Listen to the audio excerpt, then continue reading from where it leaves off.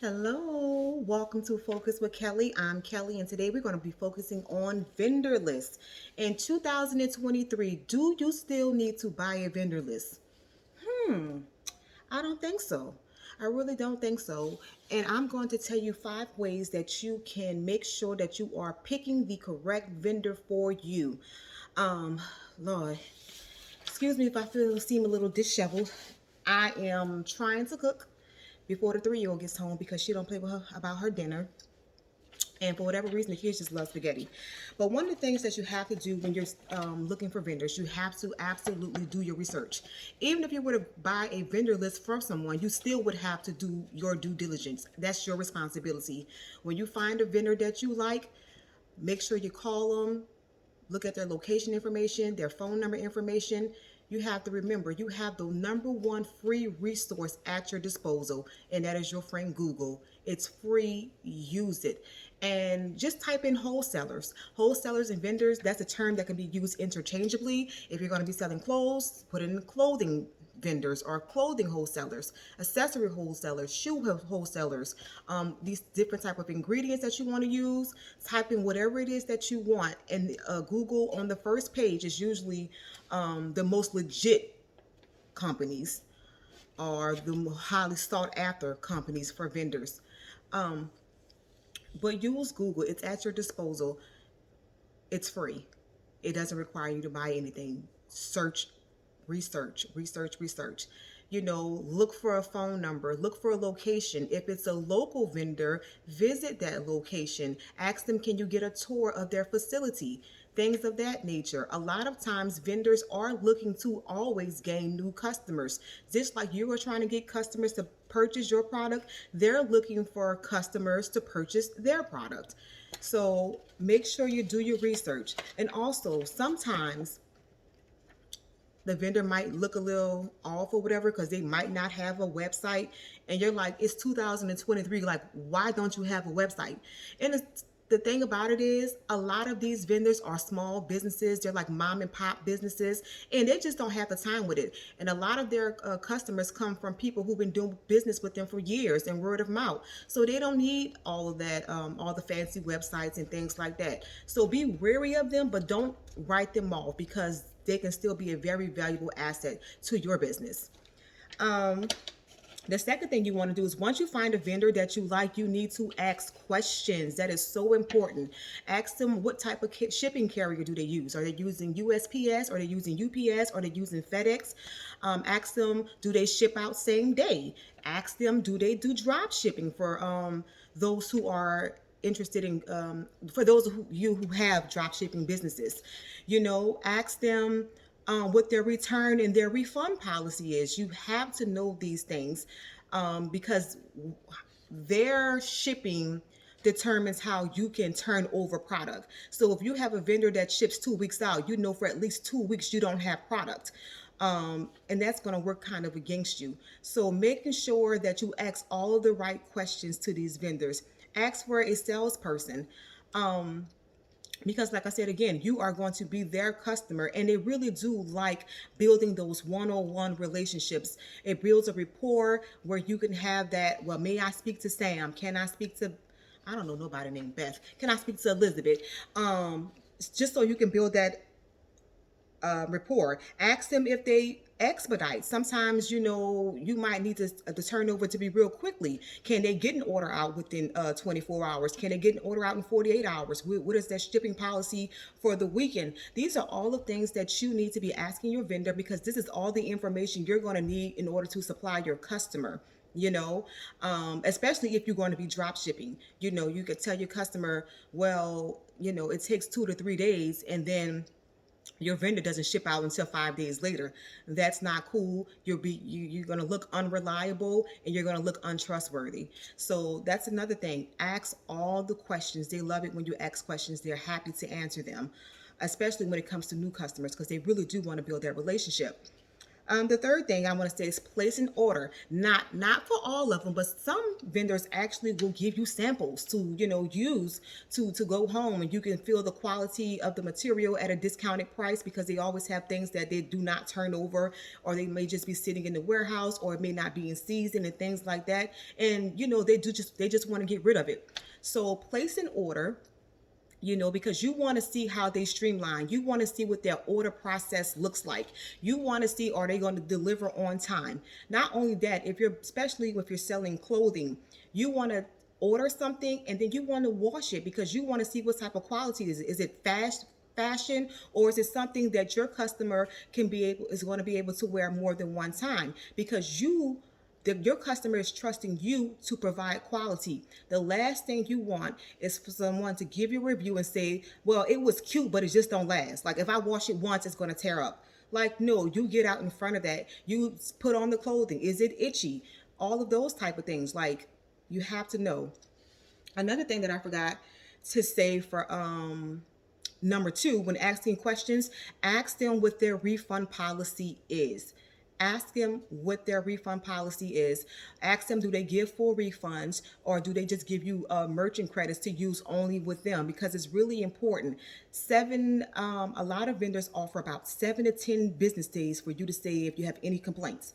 So that leads to, I guess, me going into the next thing. Number four, making sure you are familiar with their return and their refund policies. Even if you don't plan on launching your business for 2 or 3 months out of there, it is very important that you open the packages as you go. Don't just let the packages build up and stacking up, and then when you're ready to sell, you open it and realize, oh my gosh, they sent me the wrong color, or oh my gosh, I ordered 25 and they only sent me 20. 3 months later, they don't care about what they sent you. It's already been paid for. A lot of times they are not going to honor anything outside of their policy. Report defects, report shortages within 7 days. So you only have a small window. And especially in these days, the window is really getting kind of smaller than that. Now, the shortest I've seen is 7 days, but the longest I've seen is 21 days. So you have to make sure that you are opening up your packaging and inspecting all of your product. That is part of quality control. Remember, when you're selling to your customers, you want to make sure that you are selling them quality. You want to be known for quality. And I don't know if I've ever said it, but I'm going to say it now. Customers do not profit businesses. Repeat customers profit businesses. It's that business, that returning customer that's going to keep you in business. And you want to make sure that you're giving them something worth returning to.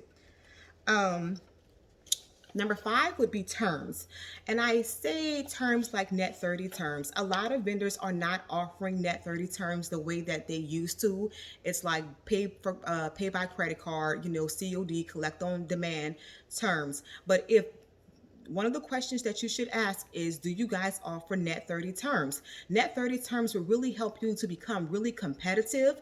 What that does is allow you to buy material, inventory, product today, and they are going to bill you once it's shipped out, and you have 30 days to pay your bill within full, without interest or penalty. It really is a game changer, especially when it comes to turning over inventory. You don't have to wait to sell out everything you have right now, then wait to buy new product with your profit. You can develop that relationship with that vendor, and then open up an account. And vendor credit is kind of like having store credit. If you go to like Victoria's Secret and you have a Victoria's Secret card, you can only use that card in Victoria's Secret.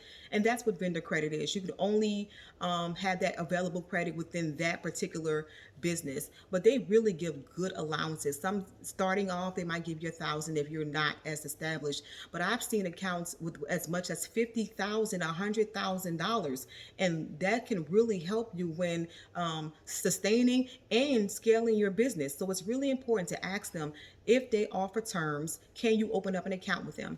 If they say, well, you haven't been in business long enough, who cares? If they say COD, take COD for at least 3 to 6 months, and then turn around and ask them again, hey, I've been doing business with you for about 6 months. Can I open up an account now? And they want your business. They want returning customers. They want to prove that this is not like a once and done type thing, and they'll open up you an account. So ask and see if they had net 30 terms. And then this is my bonus. Um, my bonus is build a relationship.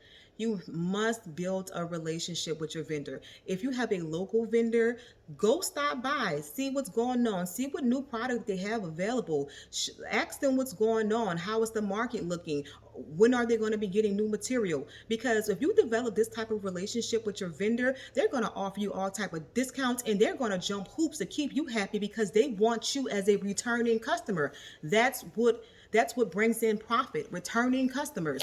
So they're going to want to have that relationship. So nurture the relationship with your vendor. Don't catch an attitude with them. Don't be nasty to them, And then the benefit is they offer you discounts. They might waive shipping. They might offer shipping because you're such a loyal customer, because you're such a good customer, So build that rapport with your vendor. Your vendor is very, very important. Your vendor is just as important as your customer, to have that loyalty and So make sure that you nurture that relationship. I know I'm in New Orleans right now, and we just had Mardi Gras.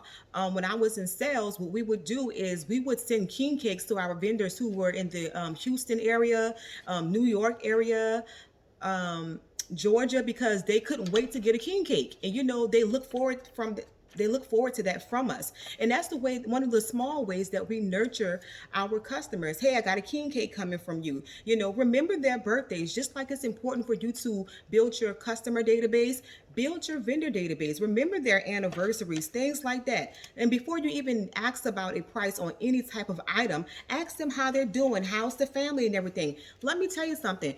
Whew, people love talking about themselves, especially people who don't have the opportunity to talk about themselves in other circles. So you asking them how their day is, how their wife is, how their husband day is, how their husband's doing, how their kids are doing, is really important, because once again, it's about building relationships. If they have a stock item that they are unable to get rid of, or the seasons are changing quickly, they'll get on the phone and say, hey, I got this for you, are you interested? And that's what you want. You want to have first dibs on product. You want to have first dibs and get good pricing on products, because everybody's selling is upselling.